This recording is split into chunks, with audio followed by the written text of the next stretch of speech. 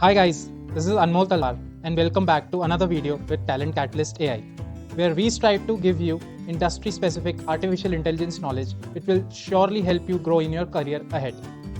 With a work experience of over 7 years, I have handled projects related to natural language processing, artificial intelligence, machine learning, and generative AI across industries such as banking, pharmaceutical, financial, as well as marketing technology. So, let the learning begin. The topic for today's discussion is one of the most prominent topics in natural language processing, that is word embedding. In this video, we'll be covering the definition or the introduction to what is a word embedding and why do we need word embedding in the first place. Then we'll be learning how does the vectorization to convert a word into a word embedding, how does the vectorization takes place, and how does the vectorization look when we do a spatial representation of the word embedding or the vector that we have produced. Then we'll be looking into how do we create, how are these pre-trained word embeddings being trained or developed or created. Lastly, we'll delve into a practical Python example using FastText, one of the word embeddings, that is FastText, where we'll be checking practically the similarity between two words and how do the embeddings look like in the real life. So introducing what exactly is a word embedding. So for any artificial intelligence model or machine learning model to work on natural text, the natural text or the raw data cannot be provided as the direct input. We need to convert the natural text in the form of real numbers, a matrix of real numbers, for the model to process it for the particular business use case at hand. So word embedding in natural language processing is a technique where words or phrases in the English vocabulary or any language vocabulary are mapped to vectors of real numbers in a continuous vector space, right? There is a specific format in which these particular word embeddings are being trained. That is the thing that needs to be captured over here is a star mark over here is capturing the semantics or the meaning of the language or the meaning of the words. That is similar words, words which are similar in the meaning in that particular language are kept together in the particular continuous vector space. For instance, in this particular pair of mathematics and statistics, since these two words are similar, they are kept together, as compared to if we compare mathematics to tiger, which do not have a similar meaning in the language. These two words are farther apart as compared to mathematics and statistics. This is what is meaning by preserving the semantics, via which the generative AI or the artificial intelligence model gets to know which words are similar to each other and capture the semantics, which is one of the things which was missing in the frequency based algorithms or the one hot encodings that we saw in the TF-IDF or bag of words in the previous videos. Continuing the same thought, wherein I mentioned that we had discussed the algorithms, the frequency based algorithms, word frequency based algorithms, that is TF-IDF, bag of words, or one hot encoding. These are also the algorithms which are used to convert natural text into a form of matrix of real numbers, but using word count only, not semantics. So one of the drawbacks of these is they do not capture the semantics since they are based on word count or word frequency basis, right? They do not capture the semantics of the language. For instance, if there were two sentences and in one sentence the word bat was referring to the mammal or the animal bat, and in the second sentence the bat was referring to a bat that is used in sports. In TF-IDF or any word count or frequency based algorithm, these two words would be given the same meaning. There would be no differentiation because they spell the same. Coming to another example, if there were two sentences, in one sentence we had the word cat and in the other sentence we had the word kitten. We know that these two words are highly similar to each other, but since we were using TF-IDF or a bag of words or any word count or frequency based algorithm, these algorithms will count these two words as totally different, right? So this is one of the reasons why we need word embeddings, because the earlier word count or frequency based algorithms do not capture the semantics or the meaning of the language or the meaning of the words. The second reason of why we need word embeddings is one of the drawbacks, major drawbacks of word frequency based algorithm, that is high dimensionality and sparsity.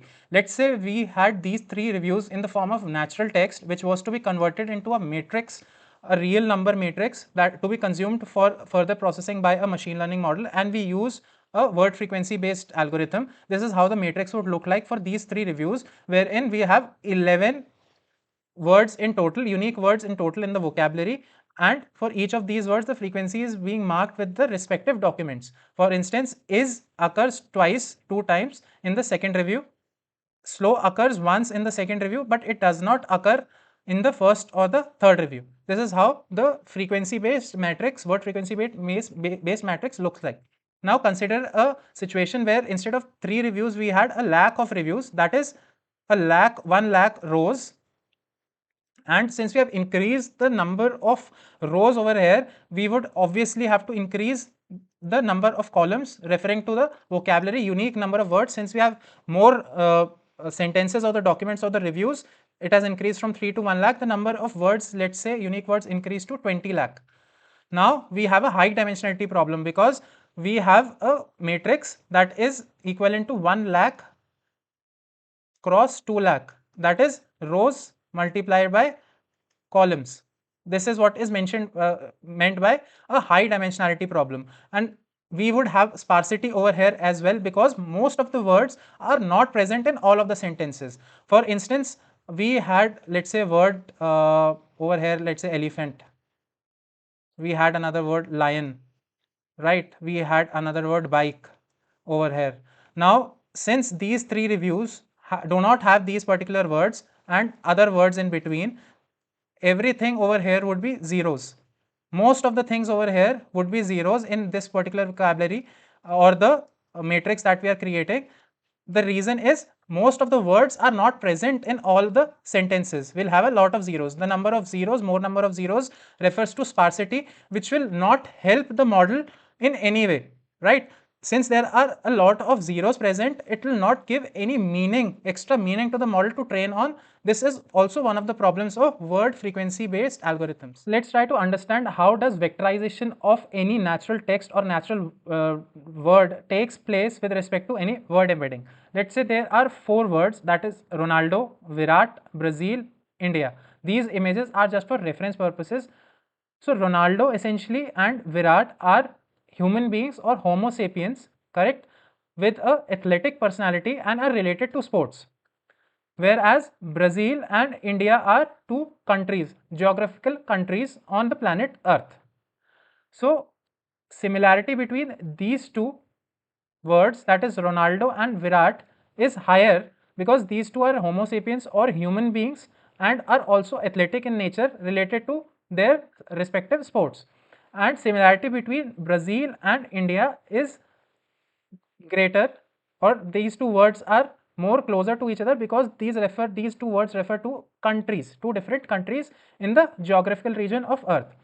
Now what we do is we spread out these particular words with respect to 7 different dimensions, right? These dimensions are defined over here. The first dimension is number of eyes. We mentioned since it's a human being, it has 2 eyes. The second dimension is number of limbs. The fitness, let's say it ranges between 0 to 1. Since he is an athlete, we mark it as 0.9. Can speak, since he is a human being, he can speak, mark it as 1. Area, it's a human being, we don't define areas for human beings, right? So it is 0. Is government present? For human beings, there is no meaning of presence of government or not presence of government. It is 0. And longitude, which is also a characteristic of a geographical area, it is 0. So these are the 7 characteristics based on which we have defined the word Ronaldo. Coming to Virat, similarly, since he is a human being, 2 eyes, 4 limbs, fitness 0.82, that is ranging from 0 to 1. Can speak, yes. Area 0, government 0, longitude 0, since human being. Coming to a country, that is Brazil, the name Brazil has I 0 because it's a country, no meaning of limbs, fitness, and on an average the fitness of the particular country is 0.6. Can speak, since it's a country, it's a non-living thing, it cannot speak. Area, yes, the country has an area, let's say square feet 220 hypothetically. Is government present? Yes. What is the longitude? Hypothetically 22.35. Coming to India, we have all these things where eyes, limbs, and eyes and limbs are 0, which only define a particular person and not a country or a geography. Fitness is 0.45. Cannot speak because it's a country. We have the area present and the government as 1, and the longitude because a geography is defined by that. Now that we have vectorized each of these 4 words in 7 dimensions, what I mean by 7 dimensions is these 7, right? We have 7 characteristics, 1, 2, 3, 4, 5, 6, 7 characteristics by which we have defined each of the words, is why I am calling this as a 7-dimensional matrix. These number of dimensions can increase or decrease. If there is a word embedding with higher dimension, that means that the complexity of that particular embedding is higher, and also the accuracy of that particular embedding is higher as compared to a matrix, a word embedding matrix, which has a lower complexity or lower dimensionality, right? Now coming to the similarity of the words, now that we have the vectors, 7-dimensional vectors for each of these 4 words, if I were to give these 4 words to machine to check the similarity between the 4, obviously the machine will tell me that Ronaldo and Virat as 2 words are more similar if they were to be compared as compared to Ronaldo and Brazil. The reason is most of the dimensions or the characteristics of Ronaldo and Virat are same, because they are human beings. They have 2 eyes, 4 limbs, they can speak, they are fit, and everything, longitude, area, or we have government present with respect to these 2 are 0. Most of the 7 dimensions match. But when we compare Ronaldo to Brazil, which is human being to a geography, most of the dimensions are not similar. All the dimensions with respect to geography are present in Brazil because it is a country, whereas they are absent in Ronaldo. So the machine would tell Ronaldo and Virat are more similar as compared to Ronaldo and Brazil, and also would tell us that Brazil and India are far more similar. The reason is the geography characteristics of these 2 words are highly similar, correct? Because these 2 are countries and have longitude, they have area, they have governments, and do not have any characteristics that pertain to a human being, that is limbs or ability to speak or eyes, is why the machine would tell that these 2 words are similar. This is what is meant by capturing the semantics or the meaning. This is how vectorization in word embedding work. Now just to visually see how the spatial representations of the vector looks like, right? This is a 2D figure, but we had defined each of these words as a 7-dimensional vector. Since we don't have the capability of representing it in a 7-dimensional figure, we are doing it in a 2D plane, that is x and y, essentially pointing out that since Virat and Ronaldo had similar vectors, the distance between them is very less. They are closer to each other. Whereas if I compare the distance between Virat and India or Virat and Brazil, the distance is very large. The reason is since the vector representations of these 2 words was very different, because this is a human being or a Homo sapien, whereas this is a geography. These 2 are the geographies. This is how the spatial representation of vectors look like. So how are word embeddings essentially created? There are many techniques that help transform or map a natural text or a word into a form of vector, a real number vector. A few prominent of those are word2vec, which includes continuous bag of words, CBOW and skipgram. We have glove embeddings, that is global vectors for word representation. We have FastText, which is created by Facebook or Meta. We have Elmo, that is another prominent technique, and we have BERT, that is bidirectional encoder representation from transformers. These all techniques typically involve training on large corpus of data, that is large text of data, to capture, which are the only aim is that for this training is to capture the semantic or similarity between the words. We'll be discussing in depth regarding each of these techniques in the upcoming videos on natural language processing. Now that we have learned everything in theory, let's delve into a real-time Python example wherein we'll try to find the similarity between 2 words using fast text methodology, a technique that we recently, one of the prominent techniques that we discussed, that is used to convert the natural text or words into a vector embedding. For this to interact with FastText, we'll be using GenSim. So we'll be installing the GenSim library, which I've already done, through which we'll be interacting with this particular FastText Wiki News subwords 300. Right? It is essentially almost a 1 GB word embedding, pre-trained word embedding, which takes approximately on the Google Colab CPU environment It will take around 10 minutes for you to download. Now coming to this step wherein we want to find the similarity between two words, that is cat and kitten. We define these two words, right?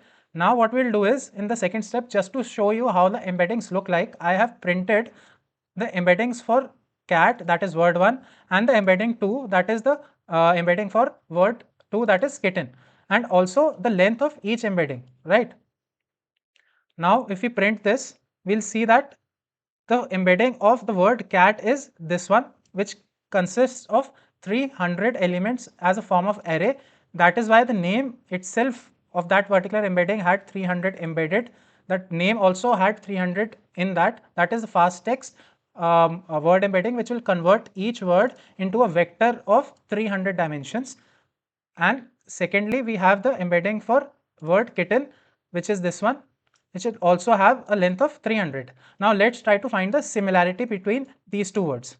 What we'll do is directly model.similarity, the FastText word embedding pre-trained model, which we have already downloaded. We'll just pass the two words to the similarity function, and we'll see that the similarity between these two words is 0.74. The similarity is between 0 to 1 with respect to this FastText model, normalized between 0 to 1.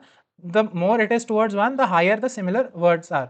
For instance, if I were to find the similarity between cat and king, which are not similar to each other, the similarity score over here will be lower as compared to the similarity score between cat and kitten, which was around 0.75. Here we have got a similarity score of 0.37, indicating that cat and kitten were similar to each other, whereas cat and king are not similar to each other because the score is less. The score is normalized between 0 and 1. Please do not forget to like the video and subscribe to the channel for more such informative videos related to artificial intelligence. Thank you.